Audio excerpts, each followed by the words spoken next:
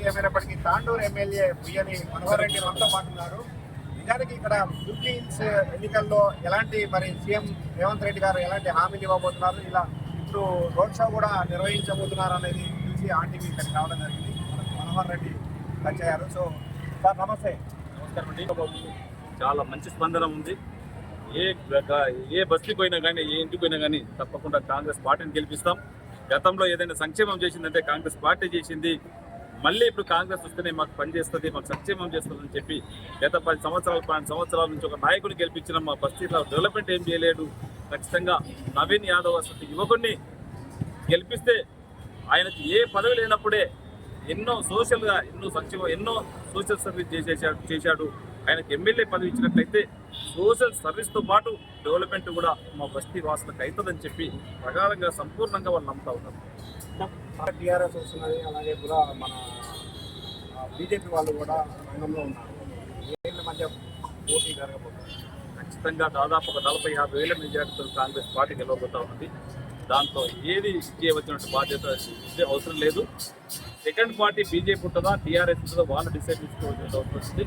ఏది ఏమైనా ఈరోజు ప్రజల లోపల కాంగ్రెస్ పార్టీ అధికారంలో ఉన్నది. ఏదైతే మళ్ళీ డెవలప్మెంట్ చేస్తామో ఈ 2-3 నెలల కాలంలోనే దాదాపు 200 కోట్ల వరకు ఇప్పటికీ డెవలప్మెంట్ చేయడం జరిగింది. మళ్ళీ గౌరవ ముఖ్యమంత్రి గారు ఉన్నారు.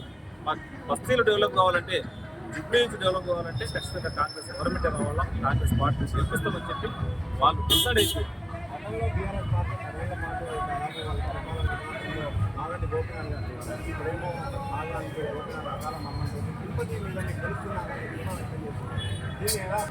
మాకు ఒకటే, మేము ప్రజల్ని నమ్ముకున్నాం.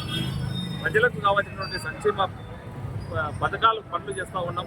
మేము చేసినటువంటి డెవలప్మెంటే కానివ్వండి, చేయబోయే డెవలప్మెంటే కానివ్వండి, మా గౌరవ ముఖ్యమంత్రి గారు ఏదైతే సంక్షేమ పథకాలు చేస్తూ ఉన్నారో దాన్ని మేము నమ్ముకున్నాం. తప్పకుండా నవీన్ యాదవ్ కూడా దాంతోపాటు సోషల్గా పదవి లేనప్పుడు కూడా చాలా సూచన చేశాడు కనుక రెండు తోడై ఖచ్చితంగా కాంగ్రెస్ పార్టీని గెలిపిపోతా ఉన్నారు. కాంగ్రెస్ పార్టీ గెలవబోతా ఉన్నది. వ్యక్తులు ముఖ్యం కాదు, పార్టీ ముఖ్యం. ఖచ్చితంగా గౌరవ ముఖ్యమంత్రి గారు ఉన్నారు. వారి సహకారంతో నవీన్ యాదవ్ గెలవబోతాం. అందాల మేడలు లైటింగ్లతో కనబడితే మనకు పక్క బస్తీ కనబడతా ఉంటుంది. ఇట్లా ఓటింగ్ పోల్ అవ్వబోతా ఉన్నది. ఏ రకంగా ఉన్నది పోలింగ్? జూబ్లీ హిల్స్ అంటే మేము కూడా అదే అనుకున్నాం. ఎక్కడెక్కడ ఉంటుందో, ఎంత హైఫై ఉంటుందో, చాలా హైఫై ఉంటుంది జూబ్లీ హిల్స్ ప్రాంతం అనుకున్నాం. మేము ఇప్పుడు వచ్చి ఇక్కడ బస్తీలలో తిరుగుతుంటే 70% ఇక్కడ మాసే ఉన్నారు. ఏ 20% 30% జూబ్లీ హిల్స్లో హై క్లాస్ పీపుల్స్ ఉన్నారు. ఇక్కడ చూస్తే అర్థమైపోతా ఉన్నది.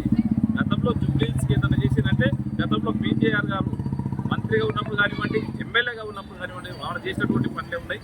మళ్ళీ ఇప్పుడు కాంగ్రెస్ పార్టీ నవీన్ యాదవ్ గారు మళ్ళీ ఎమ్మెల్యే అయితేనే తప్పకుండా గౌరవ రేవంత్ రెడ్డి గారి సహకారంతో మళ్ళీ జూబ్లీ హిల్స్ని డెవలప్ చేస్తామని చెప్పి ప్రజలు విశ్వాసంగా నమ్ముతా ఉన్నారు. మీరు ప్రజల్లోకి వెళ్ళినప్పుడు ఎలాంటి సమస్యలు చెప్తున్నారు? మీరు అక్కడ తాండూరులో ఎమ్మెల్యే గారు, ఇప్పుడు జూబ్లీ హిల్స్ ప్రాంతానికి వచ్చేసరికి అక్కడ ప్రాంత ప్రజలకి ఇక్కడ ప్రాంత ప్రజలకి తేడా అయింది.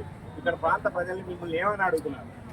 ఖచ్చితంగా మాకు గత 10 సంవత్సరాల నుంచి ఉన్నటువంటి ఎమ్మెల్యే ఒక రేషన్ కార్డు ఇప్పించినటువంటి పాపాన లేదు.